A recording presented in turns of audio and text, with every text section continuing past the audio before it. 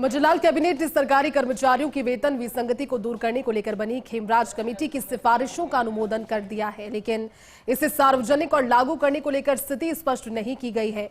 ऐसे में सरकारी कर्मचारियों का बड़ा वर्ग कमेटी की सिफारिशों को सार्वजनिक करके लागू करने की मांग कर रहा है।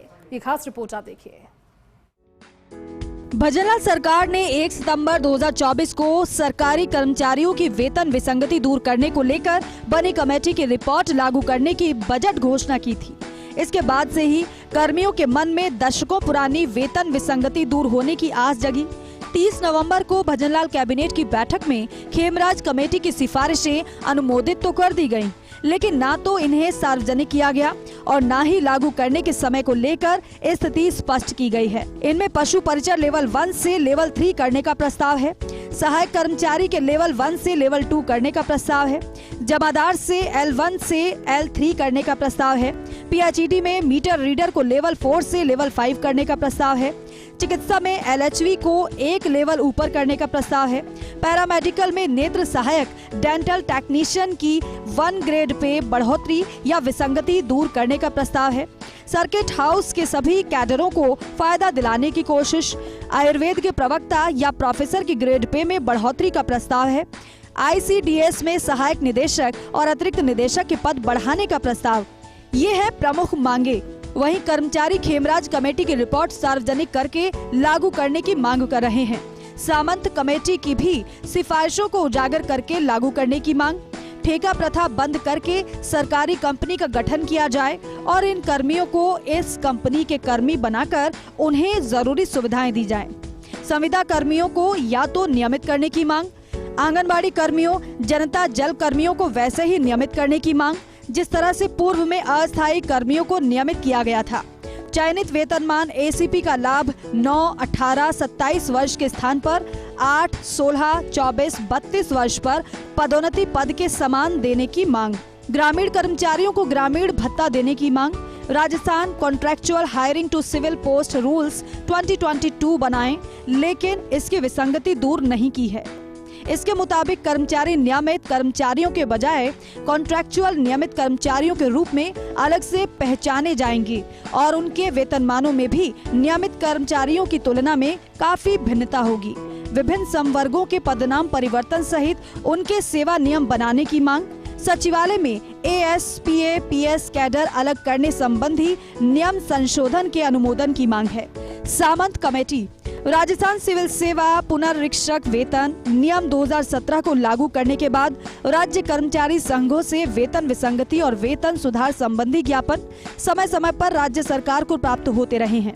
इन प्रतिवेदनों का परीक्षण करने के लिए 3 नवंबर 2017 को सेवानिवृत्ति IAS DC सामंत की अध्यक्षता में वेतन विसंगति निवारण समिति का गठन किया था।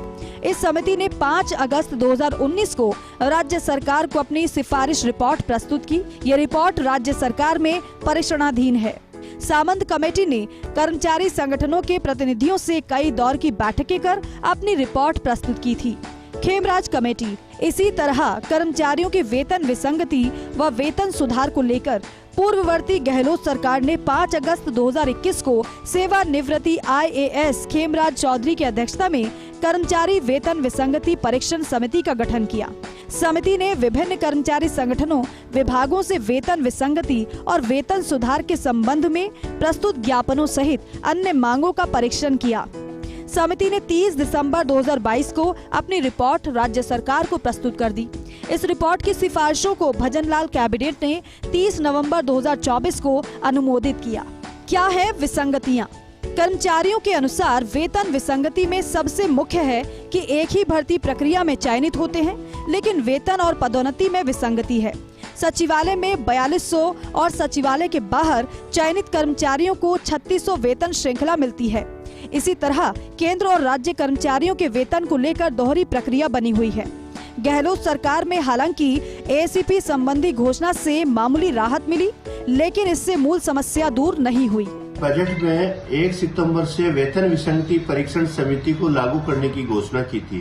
वो पिछले कई दिनों से कर्मचारी महासंघ एकीकृत मांग की गई और उसके उपरांत अभी जो कैबिनेट मीटिंग में उसको लागू करने की स्वीकृति दी है। तो मैं समझता हूँ राजस्थान के कर्मचारियों के लिए वेतन विसंगति परीक्षण समिति की रिपोर्ट को सार्वजनिक किए बिना लागू करना कहां तक का औचित्य है। मैं राज्य सरकार से मांग करता हूं पहले इसे सार्वजनिक किया जाए और उसके बाद में जो भी कर्मचारी हितार्थ है उन्हें लागू किया जाए। राज्य सरकार द्वारा कर्मचारियों की वेतन विसंगति की सिफारिशें लागू करने की घोषणा की गई है। यह घोषणाएं जुलाई में बजट सत्र में भी की गई थी। अब कैबिनेट द्वारा इन्हें पास कर दिया गया है, लेकिन जो वेतन विसंगति की समिति खेमराज कमेटी थी उसकी जो सिफारिशें हैं उन्हें सार्वजनिक नहीं किया गया है, जिससे कर्मचारियों में उपभोग की स्थिति है कि कर्मचारियों को क्या मिलेगा और क्या नहीं मिलेगा। क्या वेतन विसंगति दूर होगी या वेतन विसंगति पहले की भांति चलती रहेगी। ऐसे में कर्मचारियों की तरफ से संगठन मांग करता है कि इस जो खेमराज कमेटी की सिफारिश है उसे तुरंत सार्वजनिक किया जाए ताकि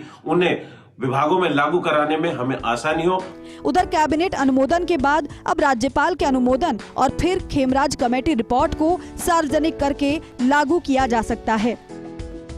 कमेटी दर कमेटी और रिपोर्टों के सिलसिले के बाद सरकारी कर्मचारियों के मन में एक उम्मीद जगी है और अब इंतजार है कि यह उम्मीद हकीकत में कब बदलती है। कैमरा पर्सन यश के साथ Rituraj Sharma, first India news, Jaipur.